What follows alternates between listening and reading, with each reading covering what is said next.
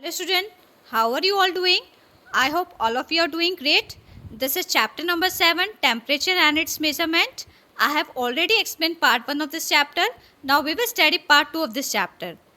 7.3.2 Laboratory thermometer. There are many types of laboratory thermometers, but the one that might be available in your school laboratory may look like the one shown in figure 7.3a. बहुत कई प्रकार के जो है laboratory thermometers होते हैं। इसी तरीके का एक लेबोरेटरी थर्मामीटर जो है वो आपने अपनी स्कूल लेबोरेटरी में भी देखा होगा। जो फिगर आपका 7.3 है, इसमें आपको लेबोरेटरी थर्मामीटर जो है इसकी पिक्चर जो है आपको वो शोन कर रखी है। आप देखेंगे जो लेबोरेटरी थर्मामीटर है, जो इसका जो पॉइंट है, एक एंड पे आप जो इसका जो एक पॉइंट पे जो एंड इसका हो रहा है वहाँ पे आपको इसका बल्ब दिखाई दे रहा है, जिसको हम कहते हैं, जिसमें मरकरी होगा या फिर रेड कलर का अल्कोहल होता है, और रेड कलर उसका जो कलर होता है वो रेड कलर होता है। तो इस तरीके से आप देखेंगे, ऊपर जब जाएंगे तो आप देखेंगे उसमें जो है सेल्सियस स्केल जो आपको वो गिवन होता है, उसमें बहुत सारी मार्किंग दी हुई होती है नंबर्स की। तो इस थर्मामीटर को हम लेबोरेटरी थर्मामीटर कहते हैं। अब इसके बारे में हम जो है लेबोरेटरी थर्मामीटर में और पढ़ेंगे। It consist of a long narrow uniform glass tube which is sealed. आप देखेंगे ये जो आपका जो लेबोरेटरी थर्मामीटर क्या होता है, ये एक तरीके की ट्यूब होती है जो कि बहुत ज़्यादा नैरो होती है और ग्लास की ट्यूब होती है और जो कि सील्ड होती है। At one end of the tube is bulb which contains liquid. और आप देखेंगे जैसे कि मैंने आपको बताया था अभी फिगर 0.73a में, एक एंड पे आपको इस बल्ब में आपको क्या दे रहेगा, लिक्विड दिया रहेगा। वो लिक्विड क्या होगा, या तो फिर वो अल्कोहल होगा या फिर मरकरी होगा। वो किस कलर में होगा, रेड कलर का होगा। Outside the bulb if the tube is a narrow column of liquid can be seen. जैसे कि मैंने आपको बताया, ट्यूब के बाहर आपको इस कॉलम में क्या दिखाई देगा, लिक्विड दिखाई देगा। There is a Celsius scale marked along the tube. आपको उसके ऊपर जो है, जो आपका बल्ब है, इसी ट्यूब में आपको सेल्सियस की मार्किंग गिवन है, जो कि आपको कहाँ से दिखाई देगी, आपको स्टार्टिंग दिखाई देगी -10 से।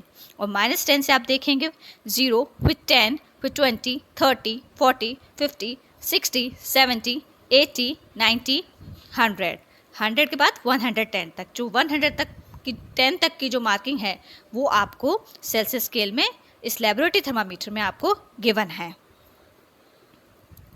Outside the bulb in a tube a narrow column of liquid can be seen.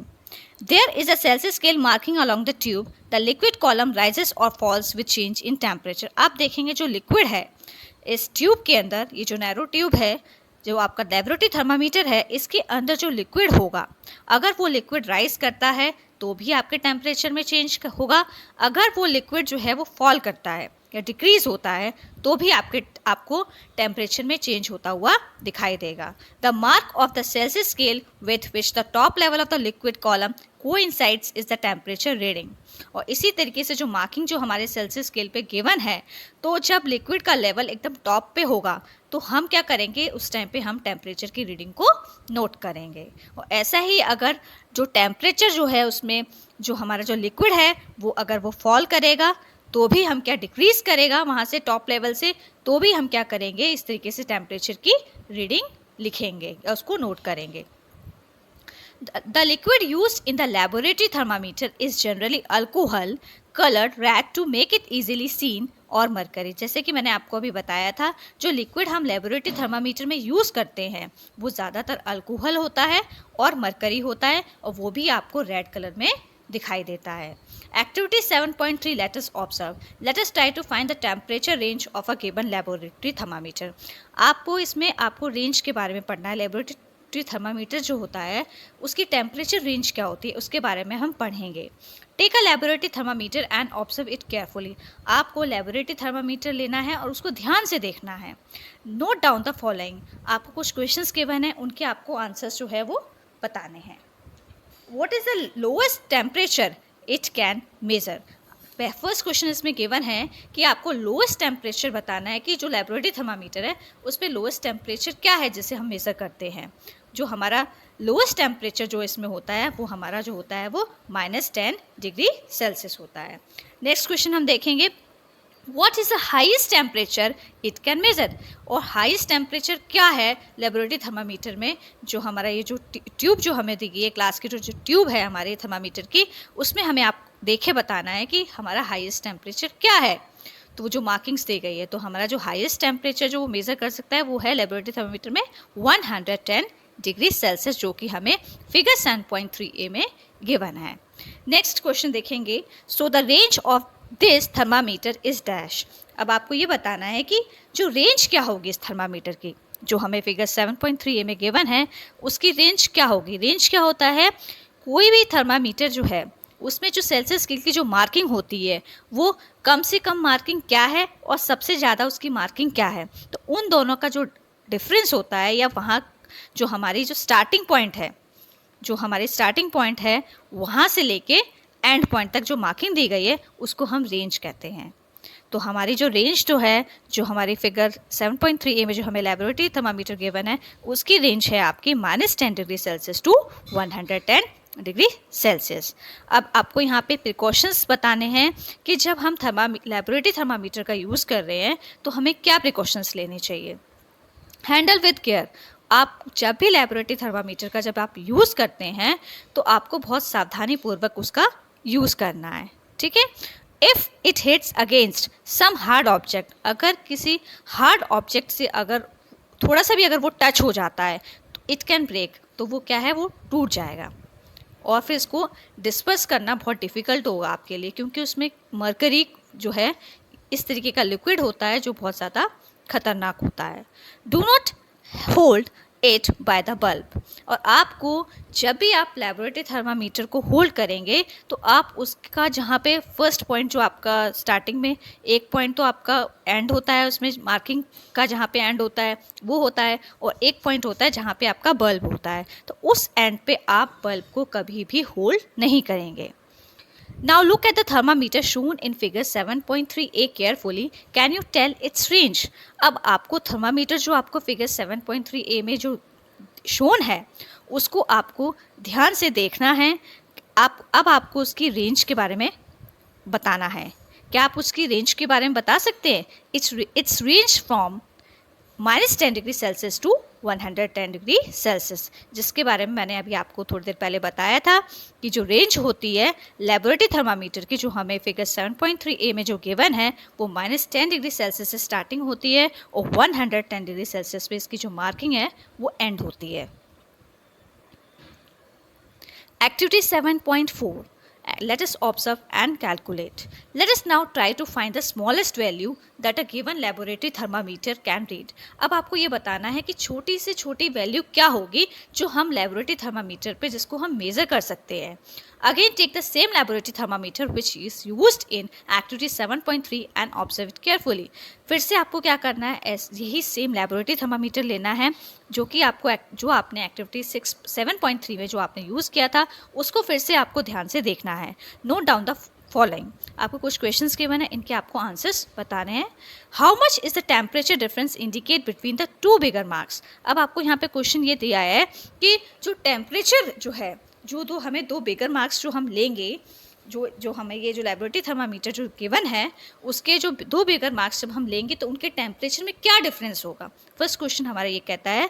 तो हम देखेंगे जो हमारा लेबोरेटरी थर्मामीटर है तो उसकी जो स्टार्टिंग है वो -10 से हो रही थी, उसके बाद 10 था, उसके बाद 20 था, उसके बाद 30 था। इस तरीके से जब हम 0 से 10 की या 10 से 20 या 20 से 30 की अगर हम मार्किंग लेते हैं तो दोनों का जो डिफरेंस जो आएगा वो आपका आएगा 10 degree Celsius. Next question, how many division shown by smaller marks are there between these two bigger marks. अब आपको इस क्वेश्चन में ये पूछा है कि आपको स्मॉलर मार्क्स बताना है कि इसमें जो छोटी से छोटी वैल्यू, स्मॉलर वैल्यू क्या होगी जब हम दो बिगर मार्क्स के डिवीजन को जब हम देख रहे हैं। ठीक है, जब हम दो बिगर मार्क्स को देखेंगे तो उसको हमें ये बताना है कि उसमें कितनी लाइनें हैं। जैसे कि हमने फॉर एग्जांपल हमने 10 से 20 के बीच की हमने मार्किंग ली है, तो जितने भी उसमें स्मॉल मार्क्स हैं तो वो सारे जो मार्क्स हैं उनका हमें आपको अब इनका जो डिफरेंस, इनके बीच में जितनी भी लाइनें हैं, जितने भी डिविजन्स हैं, तो उसके बारे में आपको इस क्वेश्चन में उसका आंसर बताना है। तो जो हमारा जो टू बिगर मार्क्स हैं तो उसमें जो हमें 2 बिगर मार्क्स के बीच में जो स्मॉल मार्क्स दिए गए हैं वो हमारे हैं 10 पार्ट्स में डिवाइड है। हर एक लाइन जो है वो टेम्परेचर को दिखा रही है। 10 लाइन्स जो हैं इस तरीके की आपको गिवन है। How much temperature does one small division indicate. अब आपको ये बताना है कि एक छोटी से छोटा जो डिवीजन है, जब इस टेम्परेचर का जो हमारा लेबोरेटरी थर्मामीटर का जो स्केल है, जब उस पर हम छोटा से छोटा डिवीजन जब हम देख रहे हैं तो वो हमें क्या बता रहा है, वो हमें सबसे छोटी वैल्यू क्या है हम उसके बारे में बताना है। तो उसको सबसे छोटी से छोटी जब हम डिवीजन कर रहे हैं लाइन का, तो उसमें है वो हमें इंडिकेट कर रहा है 1 degree Celsius temperature. So the smallest value that the thermometer can read is dash. अब आपको ये बताना है कि उस थर्मामीटर पे सबसे छोटी वैल्यू क्या है जिससे कि हम टेम्परेचर को मेज़र कर सकते हैं, तो वो है 1 degree Celsius. Figure 7.3b shows a close-up of a part of the thermometer shown in figure 7.3a। जिस तरीके से मैंने अभी आपको बताया था फिगर 7.3a में आपको लेबोरेटरी थर्मामीटर का जो दिखाया गया था, उसी का हाफ पार्ट जो है वो आपको फिगर 7.3 में शो किया गया है। उसकी रीडिंग के बेसिस पे आपको ये इन क्वेश्चंस के अभी हमने आंसर्स को पढ़ा। For the thermometer shown in figure 7.3b, the temperature difference indicated between 0 degree Celsius and 10 degree Celsius or between 10 degree Celsius and 20 degree Celsius is 10 degree Celsius। जैसे कि मैंने अभी आपको बताया था, जो टेम्परेचर डिफरेंस था बिगर मार्किंग के बीच में वो 0 डिग्री से लेके 10 डिग्री सेल्सियस का हो या फिर 10 डिग्री सेल्सियस से लेके 20 डिग्री सेल्सियस के बीच का हो, तो आपको जो डिफरेंस जो देखने को वो मिलता है वो 10 डिग्री सेल्सियस का ही मिलता है। And the number of division between these marks, और आप देखेंगे अभी जैसे कि हमने पढ़ा था कि कितनी लाइन्स उसको डिवाइड कर रही है, तो जो नंबर ऑफ डिवीजन जो है इन मार्क्स के बेसिस बीच में आप देखेंगे, जैसे हमने रेंज ली थी, हमने 10 से 20 की रेंज ली थी, या 20 से 10 की हमने रेंज ली है, या 30 से 20 की रेंज हम लेते हैं, तो भी हमें कितनी स्मॉल डिवीजन, उसमें कितनी स्मॉल डिवीजन दिखाई देंगी, तो उसमें हमें जो है वो स्मॉल डिवीजन जो है वो हमें 10 मार्किंग की दिखाई देगी। ठीक है, 10 लाइन्स दिखाई देंगी, 10 डिवीजन दिखाई देंगे। So 1 small division can read 10 by 10 equal to 1 degree Celsius. और जो छोटी से छोटी जो वैल्यू होगी, जो एक लाइन जो हमने अभी डिवीजन जिस तरीके से हमने बताया कि 10 डिविजन्स होते हैं, तो 1 स्मॉल डिवीजन जो 1 एक लाइन होगी वो आपको 1 डिग्री सेल्सियस जो है टेम्परेचर को बताती है, 1 डिग्री सेल्सियस टेम्परेचर की मार्किंग को बताती है। This is the smallest value that this thermometer can read is 1 degree Celsius. और छोटी से छोटी जो वैल्यू जो है, जो हमारा लेबोरेटरी थर्मामीटर में जिसको हम रीड कर रहे हैं, वो 1 डिग्री सेल्सियस है, जो हमें फिगर 7.3b में गिवन है। Your school laboratory may have thermometers for which the range and the value of the smallest division may be different। आप देखेंगे जो आपके स्कूल की लेबोरेटरी में जो थर्मामीटर्स होते हैं, उनकी जो रेंज होती है और जो वैल्यू जो होती है स्मॉलेस्ट डिवीजन की, वो अलग होगी। इट मीन्स कि जितने भी लेबोरेटरी थर्मामीटर्स होते हैं, सबकी रेंज और वैल्यू जो है स्मॉलेस्ट डिवीजन की वो सेम नहीं होती, वो डिफरेंट होती, अलग अलग होती है। It is therefore always necessary to look carefully at the thermometer you are about to use. आप देखेंगे इसीलिए जो है जब भी हम लेबोरेटरी थर्मामीटर का या किसी भी थर्मामीटर का जब भी हम यूज़ करते हैं, तो उसको हमें उसके ऊपर जो मार्किंग्स दी गई है उसको हमें ध्यान से देखना चाहिए। You have learn how to find the temperature range of a given laboratory thermometer. आपने पढ़ा था कि किस तरीके से जो टेम्परेचर की रेंज, एक लेबोरेटरी थर्मामीटर की टेम्परेचर रेंज क्या हो सकती है, उसके बारे में अभी हमने पढ़ा था। You have also learn how to find the smallest value that a given laboratory thermometer can read. अभी हमने ये भी पढ़ा था कि किस तरीके से जो है स्मॉलेस्ट वैल्यू जो है लेबोरेटरी थर्मामीटर की जो गिवन होती है, उसे हम कैसे मेज़र करते हैं, उसे हम कैसे जान सकते हैं, कैसे समझ सकते हैं। We will now learn how to measure temperature using a laboratory thermometer. अब हम ये सीखेंगे किस तरीके से जो है हम लेबोरेटरी थर्मामीटर का यूज़ करते हैं टेम्परेचर को मेज़र करने के लिए। इसके बारे में अभी हम आगे पढ़ेंगे, but let us first learn how to use a laboratory thermometer correctly. लेकिन इससे पहले हम ये चीज़ पढ़ेंगे कि हम लेबोरेटरी थर्मामीटर का सही यूज़ किस तरीके से हमें करना है।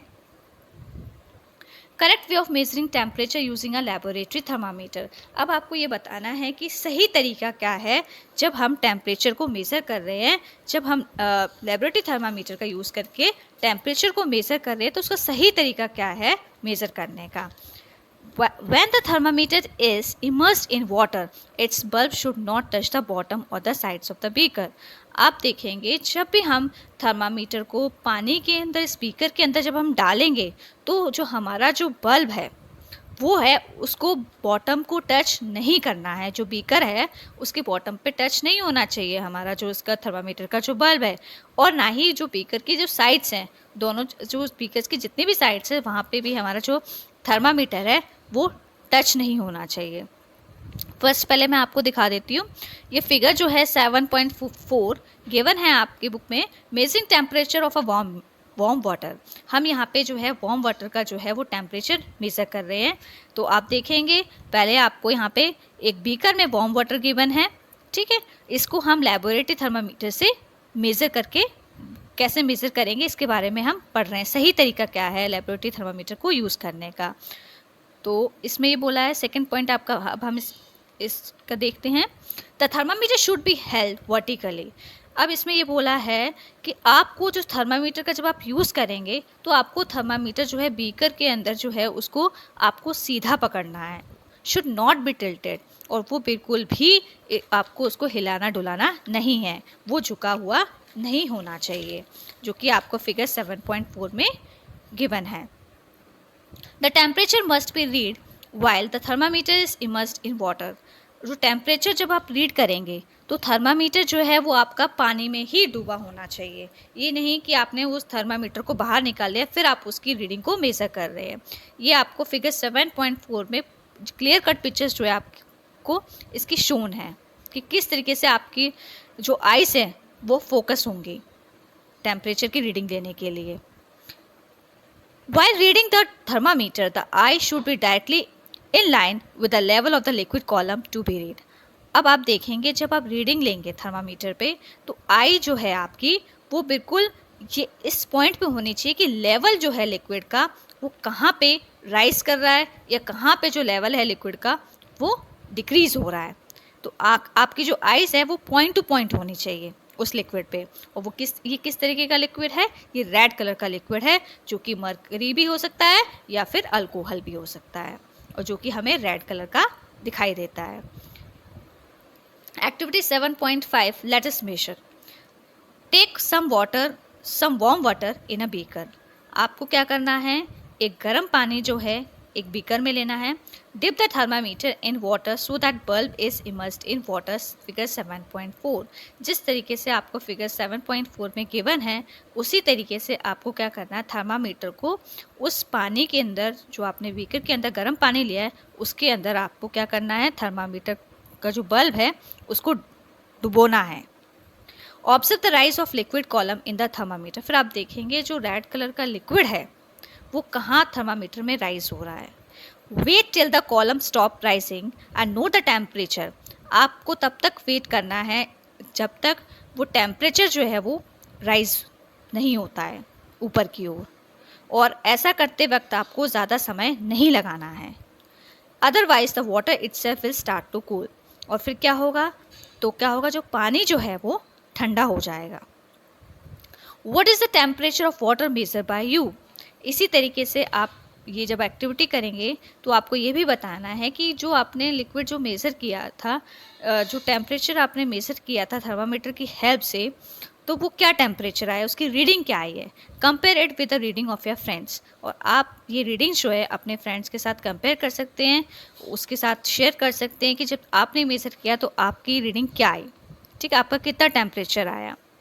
Do you notice that as soon as you take the thermometer out of the water, the level of liquid column begins to fall?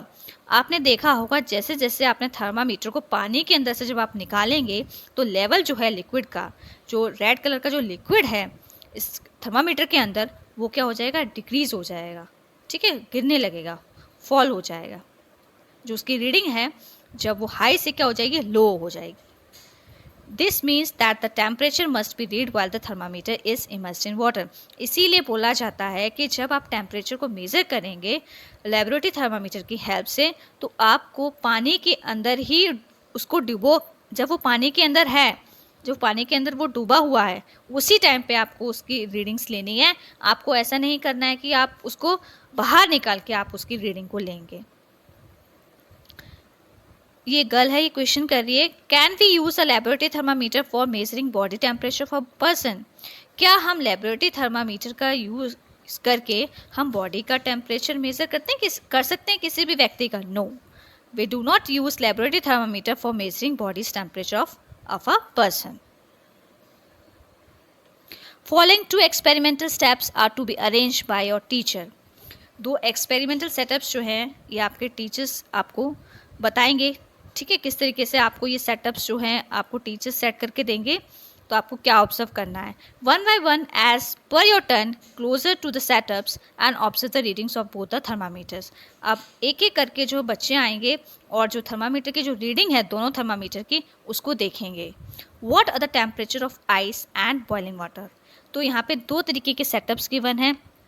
एक आपको बर्फ़ जो है वो पानी में जो बीकर जो लिया गया है उसमें बर्फ़ को रखे एक्सपेरिमेंट का सेटअप दिखाया गया है. दूसरा जो है वो गर्म पानी में रखकर थर्मामीटर का सेटअप दिखाया गया है. तो आप देखेंगे दोनों में लेबोरेटरी थर्मामीटर का हम यूज़ कर रहे हैं. और फर्स्ट वाली जो पिक्चर्स है इसमें आप जो को दिखाया उसमें हमने क्रश आइस का यूज़ किया है और नेक्स्ट वाले बर्नर में हमने बॉइलिंग वाटर का यूज़ किया है.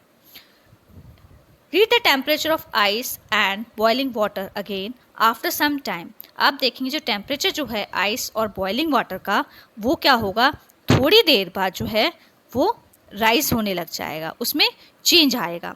आर द टेम्परेचर सेम और हैव चेंज? आप देखेंगे जो टेम्परेचर जो है जो बॉइलिंग वाटर का है और जो मेल्टिंग ऑफ आइस का है वो क्या एक जैसे ही है या उसमें थोड़ा बहुत या उसमें चेंजेस आ रहे हैं, राइज हो रहा है या फॉल हो रहा है, क्या हो रहा है, या डिक्रीज हो रहा है या हाई हो रहा है? You may have notice that the temperature of water remains constant. आपने देखा होगा जो टेम्परेचर होता है किसी भी पानी का वो हमेशा कांस्टेंट रहता है वाइल इट इज़ बॉइलिंग.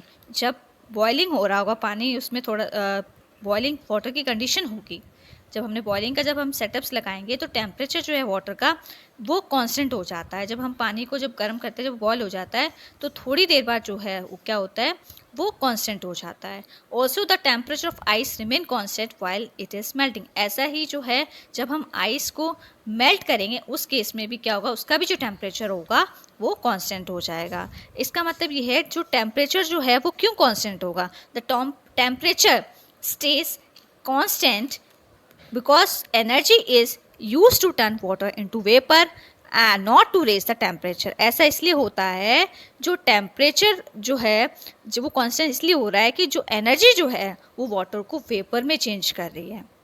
इस वजह से जो है वो टेम्परेचर जो है वो कांस्टेंट हो गया, स्टेबल हो गया, रेज नहीं हो रहा है. सेम कंडीशन जो है अभी मैंने आपको ये बताई, ये कंडीशन जो है वो मैंने आपको बॉइलिंग वाटर की बताई है जो कि 100 डिग्री सेल्सियस पे है. यही कंडीशन मैं आपको बताती हूँ कि जो मेल्टिंग आइस है वो 0 डिग्री सेल्सियस पे उसका भी टेम्परेचर कांस्टेंट क्यों है. उसका टेम्परेचर इसलिए कांस्टेंट है क्योंकि जो एनर्जी जो है वो आइस को वाटर में कन्वर्ट करने में जा रही है, ना कि उसके टेम्परेचर को इंक्रीज़ करने में जा रही है. ठीक है, इसी वजह से जो है वो टेम्परेचर जो है दोनों का, चाहे वो बॉइलिंग वाटर हो चाहे वो आइस वाटर हो, आइस हो, तो दोनों का जो टेम्परेचर है वो कांस्टेंट है. Caution: this activity should be performed strictly only under the supervision of the teacher. Do not touch the experimental setup. जब भी आप ये एक्टिविटी करेंगे तो ये एक्टिविटी जो है वो आप अपने टीचर की सुपरविजन में करेंगे, उनकी निगरानी में करेंगे. और आपको कोई भी एक्सपेरिमेंटल सेटअप है चाहे वो आइस का हो चाहे वो बॉइलिंग वाटर हो, आपको उसको टच करके नहीं देखना है. Activity 7.6 let us compare. Phiben's science teacher. ये फिबेंस एक लड़की का नाम है जो कि उसकी जो साइंस की टीचर है. Arrange the experimental setup for measuring temperature of boiling water. उनकी टीचर ने क्या किया है, सेटअप तैयार किया है टेम्परेचर को मेज़र करने के लिए, बॉइलिंग वाटर का टेम्परेचर मेज़र करने के लिए एक एक्सपेरिमेंटल सेटअप जो है वो रेडी किया है. The temperature readings of the boiling water taken by the Phiben and her classmates in Shillong are given in table 7.2. जो टेम्परेचर की रीडिंग जो है बॉइलिंग वाटर की जो फिबेन और उसके जो क्लासमेट्स हैं जो कि शिलोंग में रहते हैं वो आपको टेबल 7.2 में गिवन है. टेबल 7.2 में आपको टेम्परेचर जो है बॉइलिंग वाटर का वो गिवन है. तो आप पहले देखेंगे, पहले स्टूडेंट्स के नेम दिए गए हैं, उसके बाद जो है टेम्परेचर जो है बॉइलिंग वाटर के वो लिखे गए हुए हैं. फर्स्ट आप देखेंगे, पहले बच्चे का नाम है Fabian.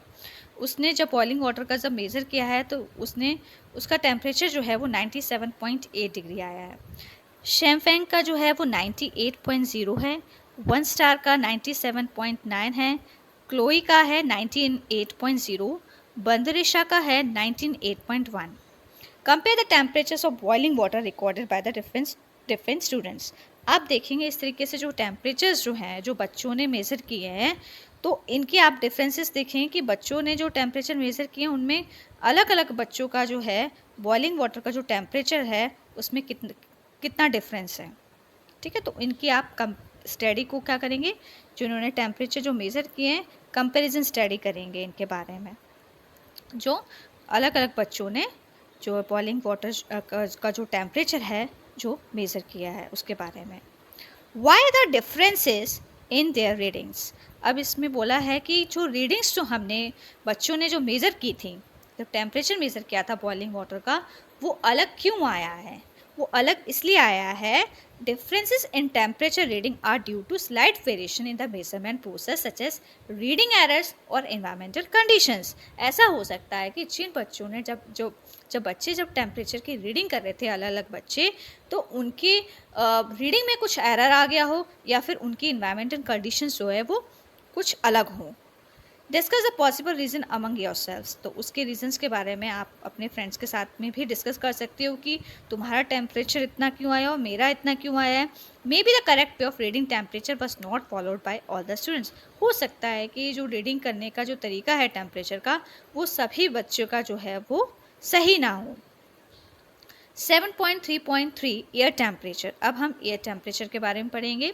You might have seen thermometers, such as the one shown in figure 7.5, hung on walls of a school laboratory, doctor's clinic and hospitals.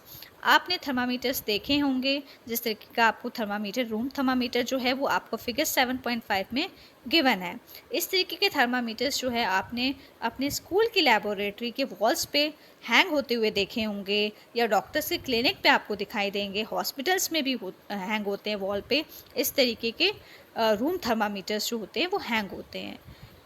These give an approximate idea of the room temperature।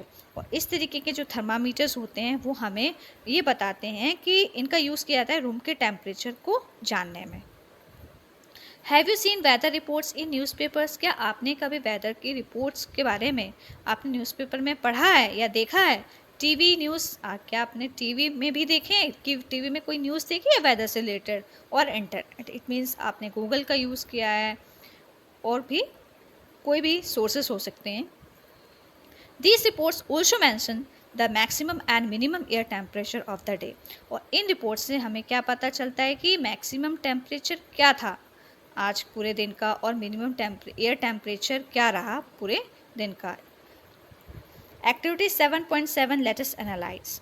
Read और listen to the weather reports for a place for 10 successive days. आपको क्या करना है, जो weather की report है 10 days आपको continue जो है उनकी वेदर की जो रिपोर्ट्स हैं उनको रीड करना है और सुनना है।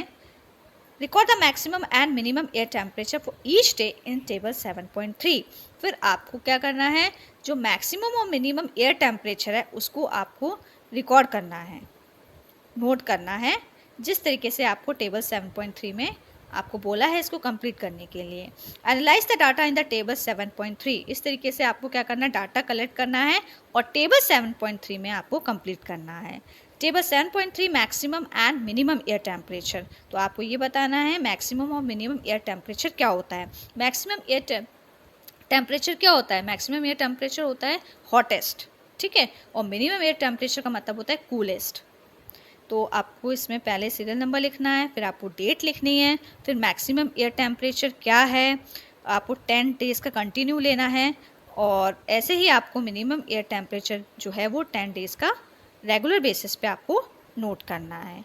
तो ये आपको टेबल आपको अपने आप खुद करनी है।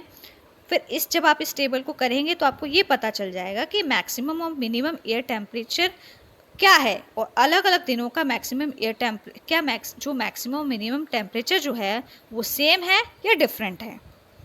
जितने भी आपने डेज लिए हैं, जो आपने 10 डेज लिए हैं, तो उनकी आपको कंपैरेटिव स्टडी करनी है। Does the maximum and minimum temperature stay at the same level during these days? फिर आपको ये देखना है जो मैक्सिमम मिनिमम टेम्परेचर जो आपने रिकॉर्ड किया है, जो आपने नोट किया है, तो क्या वो सेम लेवल पे हैं सारे दिनों में? ऐसा नहीं होता। जो टेम्परेचर जो होता है वो डिफरेंट होता है। मैक्सिमम मिनिमम टेम्परेचर जब आप नोट करेंगे, कंटिन्यू आप 10 डेज़ का जब रेगुलर नोट करेंगे, तो आपको डिफरेंस देखने को मिलेगा। सेम लेवल नहीं होगा दोनों टेम्परेचर्स का, whether it is maximum temperature और whether it is minimum temperature, because weather depends on several factors. और वेदर किन फैक्टर्स पे डिपेंड करता है? This temperature usually very every day. Weather जो है बहुत सारे फैक्टर्स हैं इसके पीछे, और ये टेम्परेचर जो है रोज़ का जो टेम्परेचर जो होता है हमारा डे का, वो अलग अलग होता है, सेम नहीं होता ज़्यादातर। Generally as we approach the summer season, ज़्यादातर समर सीज़न में क्या होता है, जो टेम्परेचर जो होता है वो राइज होने लगता है, राइज होता है। And the during the winters season it's falls. आप देखेंगे जो गर्मियों का जो मौसम होता है, गर्मियों का सीज़न होता है, तब टेम्परेचर बहुत ज़्यादा हाई हो जाता है, राइज होता है। और जब विंटर सीज़न होता है तो टेम्परेचर जो होता है वो फॉल्स होता है और डिक्रीज़ होने लग जाता है। There are many more techniques for measuring air temperature. कई तरीके की टेक्निक्स हैं एयर टेम्परेचर को मेज़र करने की। हम अपने आसपास जो हमारे आसपास जो हवा है उसमें कितनी गर्मी है, कितना टेम्परेचर है, उसको नापने के कई तरीके हैं। Air temperature is an important weather parameter. आप देखेंगे जो एयर टेम्परेचर जो है उसको मेज़र करने के लिए, उसका वेदर का पता लगाने के लिए, उसके लिए बहुत इम्पॉर्टेंट रोल प्ले करता है। And is monitor at weather stations all over the world. पूरी दुनिया में वेदर के जो स्टेशंस हैं वो टेम्परेचर को मेज़र करने के लिए जो है वेदर पैरामीटर का यूज़ करते हैं। The data gathered on air temperature along with various other parameters are used for making weather forecast. जो भी डाटा हम इकट्ठा करते हैं एयर टेम्परेचर से रिलेटेड, और भी बहुत सारे पैरामीटर्स होते हैं वेदर फोरकास्टिंग के बारे में पता लगाने के लिए, तो बहुत सारे जो हैं वो बहुत सारा जो है हमें डाटा गैदर करना पड़ता है। इस तरीके से जो है हम पता लगा पाते हैं कि क्या टेक्निक्स हैं, किस तरीके से जो है आज वेदर कैसा होगा, 4 दिनों बाद वेदर कैसा होगा। तो ये सारे जो हम प्रेडिक्शंस करते हैं डाटा को गैदर करके, फिर जो हमें इन्फॉर्मेशन, जो आप टीवी देखते होंगे जब वेदर फोरकास्ट होता है तो वो हमें पहले से ही 1 वीक का जो वेदर फोरकास्ट जो है वो शोन करने लग जाते हैं। और ये सारा जो काम है डाटा गैदर करने का, और एयर से टेम्परेचर से रिलेटेड और भी बहुत सारे पैरामीटर से रिलेटेड जो भी डाटा इकट्ठा किया जाता है, ये सारे जो वेदर के स्टेशंस होते हैं वहाँ पे किया जाता है ऑल ओवर द वर्ल्ड, पूरी दुनिया में। नोआ साइंटिस्ट, अब हम एक साइंटिस्ट हैं इनके बारे में पढ़ेंगे। अन्ना मनी जो है ये वुमेन साइंटिस्ट हैं। शी वॉज बॉर्न इन 1918, वो बॉर्न हुई थी 1918 में, और ये जो है इनकी डेथ हुई थी 2001 में। Was an Indian scientist also known as weather women of India. इन्हें weather women of India title से नवाजा गया है। She invented and built a large number of weather musical measurement instruments. इन्होंने बहुत सारे वेदर से रिलेटेड जो मेजर इंस्ट्रूमेंट्स होते हैं, वेदर को नापने के जो इंस्ट्रूमेंट्स होते हैं, उनका आविष्कार किया और बहुत सारे इंस्ट्रूमेंट को बनाया। This reduce the Reliance of India on other Nations for such instruments. और इनकी वजह से जो हमारा जो देश है वो दूसरे देश के जो पैरामीटर्स को यूज़ करने के लिए वेदर के इंस्ट्रूमेंट का यूज़ करता था, वो अब ये चीज़ जो है, अब हमारा जो देश है वो अपने खुद के इंस्ट्रूमेंट जो है वो यूज़ करने लग गया है। She also explore the possibility of using wind and solar energy in India. और उन्होंने लोगों को विंड और सोलर एनर्जी का यूज़ करना जो है, उसको किस तरीके से यूज़ करना है, इसके बारे में भी लोगों को बहुत सारी नॉलेज दी है, बताया है लोगों को कि किस तरीके से जो है हम रिन्यूएबल सोर्स ऑफ एनर्जी है इसको कैसे हम रिन्यू कर सकते हैं बार बार। Her work helped India to become one of the global leaders in renewable energy. और इनका जो कंट्रीब्यूशन है जो हमारे देश के लिए रिन्यूएबल एनर्जी से रिलेटेड, इसी वजह से जो है आज हमारा देश जो है वो ग्लोबल लीडर्स की कैटेगरी में आता है। Thank you. आज हमारा चैप्टर ये है जो आप यहीं कंप्लीट होता है। Thank you. So please like and subscribe my channel.